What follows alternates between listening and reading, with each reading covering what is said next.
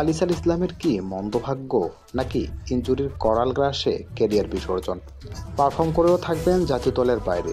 বলছিলাম সম্ভাবনাময়ী তরুণ ক্রিকেটার আলিসাল ইসলামের কথা। গত বিপিএলেও করেছিলেন দুর্দান্ত পারফরমেন্স, এসেছিলেন লাইমলাইটে, ডাকও পেয়েছিলেন জাতীয় ক্রিকেট দলে। কিন্তু ওই যে শত্রু ইনজুরির কারণে ছিটকে পড়লেন দল থেকে। এরপর আর আলোচনায় আসেননি আলিসাল ইসলাম। এরপর আবারও পরিশ্রম করা, নিজের আপগ্রেডেশন নিয়ে কাজ করা, ঘরোয়া ক্রিকেটে পারফর্ম করা, নিজেকে ফিট রাখা, সব মিলে আবারও বিপিএল 2025-এর আয়োজন। চলতি আসরও ছিলেন দুর্দান্ত, 5-এর নিচে ছিল ইকোনমি, দরকারের মুহূর্তে নিয়েছেন উইকেটও। দৌড়াতে পারবেন না, তবু আলিসাল ইসলামকে শেষ বলে করতে হবে 4 রান, নইলে ছিটকে পড়বেন ফাইনাল থেকে। চিটাগং কিংসের ব্যাটসম্যানদের মধ্যে উইকেটে আসা বাকি কেবল বিনুরা ফার্নান্দোর।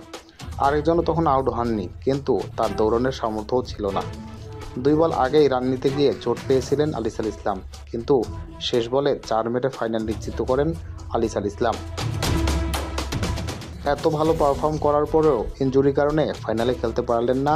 বাজে বোলিংয়ের কারণে খোয়াতে হলো ম্যাচটি, মিস হলো কাঙ্ক্ষিত সেই চ্যাম্পিয়ন হওয়ার গৌরব। হয়তো আবারও জাতীয় দলে ডাক পেতেন, আবারও উগিয়ে দিচ্ছিল সেই লাল সবুজের জার্সি।